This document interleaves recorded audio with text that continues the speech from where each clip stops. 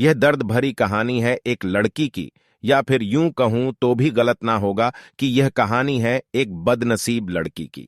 वैसे इस दुनिया में लड़की होना ही जीवन को काफी कठिन बना देता है, और जब आप दिखने में अच्छे ना हो, पढ़ाई लिखाई में भी अच्छे ना हो, तब सोचिए कठिनाई का लेवल क्या होता होगा। संध्या बचपन से ही पढ़ाई लिखाई में कमजोर थी। रंग उसका सांवला था। नाक नक्शा भी बाकी लड़कियों की तुलना में इतना खास न था। ऊपर से भगवान ने दांतों की बनावट भी टेढ़ी मेढ़ी दी थी। जब संध्या छोटी थी तो बचपन में स्कूल के बच्चे चिढ़ाते। बड़ी हुई तो गली मोहल्ले के लोग उसे देखकर मुंह फेर लिया करते। कोई भी उसका दोस्त बनने के लिए तैयार न था। उसके रिश्तेदार भी कुछ खास उसे भाव दिया न करते। बस एक उसकी मां ही थी जिसे उसके सूरत या लुक्स से कोई फर्क नहीं पड़ता। मां संध्या से और संध्या मां से बेहद प्यार करते। दुनिया भर की आलोचनाओं को सहने की शक्ति थी मां संध्या के लिए। जब कोई उसे डफ्फर बोल देता या जब कोई उसे बदसूरत बोल देता, जब संध्या को शादी के लिए देखने आए लोग उसे बिना पसंद किए लौट जाते, यहां तक कि जब खुद के पापा ही उसे मनहूस बोल देते, तब मां ही तो थी जो उसे समझाती कि लोगों के बोलने से क्या होता है, तू तो मेरी प्यारी बेटी है। भगवान के किए इतने सारे अन्यायों के बावजूद संध्या जीना सीख गई थी। वह खुश रहना सीख गई थी। जो भी गिने चुने लोग उससे बातें करते उन्हें चुटकुले सुनाकर हंसाया करती और खुद भी ठाके लगाकर हंसा करती। इसके अलावा एक और बहुत बड़ी खूबी थी संध्या की, उसे खाना बनाने में बहुत मजा आता था।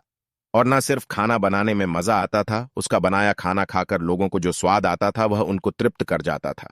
और यह उसमें अपने आप तो नहीं आया था। दुनिया के ठुकराए जाने के बाद उसने अपना सारा समय खाने की रेसिपीज की किताबें, रेडियो शोज और टीवी चैनल्स को समर्पित कर दिए थे। संध्या की तारीफ तो कोई भी नहीं करता, लेकिन उसके हाथों के बने खाने की तारीफ वह हर व्यक्ति करता जो उसे छकता।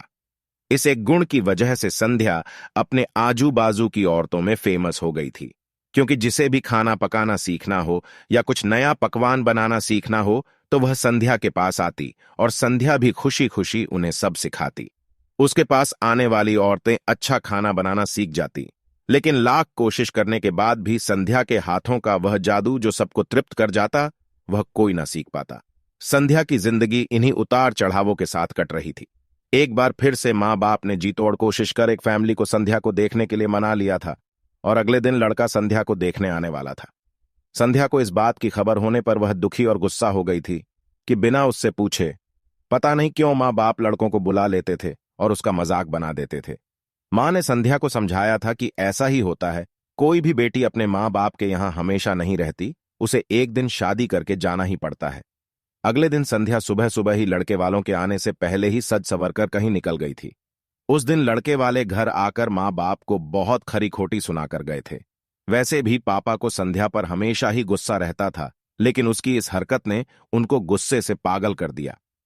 उस दिन पापा ने संध्या का सारा गुस्सा मां पर उतार दिया था, यह कहकर कि एक मनहूस बेटी को जन्म देकर भी तुम्हारा मन नहीं भरा था, इसलिए उसको लाड़ प्यार देकर सर पर बिठा लिया है। हमेशा अपनी बेटी के बारे में गलत बोलने वालों से नाराज रहने वाली मां आज खुद संध्या से नाराज हो गई थी, और वह अब संध्या के घर वापस आने की बेसब्री से राह देख रही थी ताकि अपना गुस्सा उस पर उतार सकें। सूरज ढलने से पहले संध्या घर लौट आई थी। उसके चेहरे पर एक अजीब सी खुशी थी।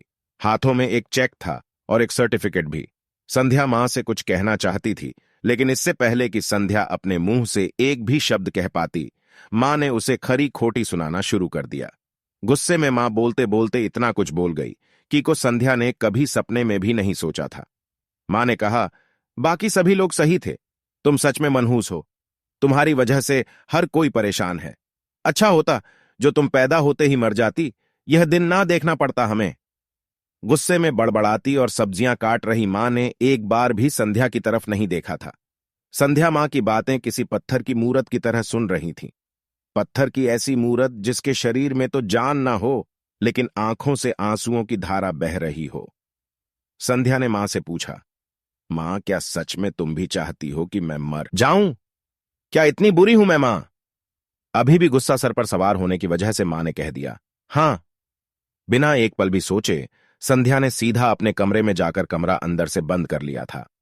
1-2 मिनट बाद गुस्सा थोड़ा शांत होने पर मां को अपनी गलती का एहसास हुआ तो संध्या के रूम के तरफ गई। उन्हें पता चला कि संध्या ने रूम को अंदर से बंद कर लिया है। गुस्से में कुछ कर ना ले, इसलिए मां ने तुरंत पापा को इस बात की खबर दी। दोनों ने काफी दरवाजा खोलने की कोशिश की, लेकिन जब नाकामयाब रहे तो दरवाजा तोड़ दिया।